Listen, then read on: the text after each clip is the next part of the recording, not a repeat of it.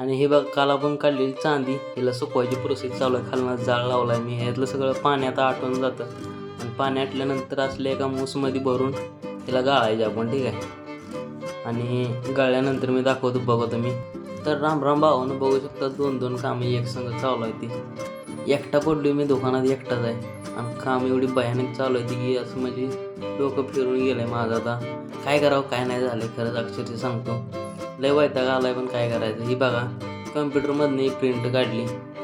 जसं की आपण आपल्या डोक्यात जे असतं ते आपण बाहेर काढतो.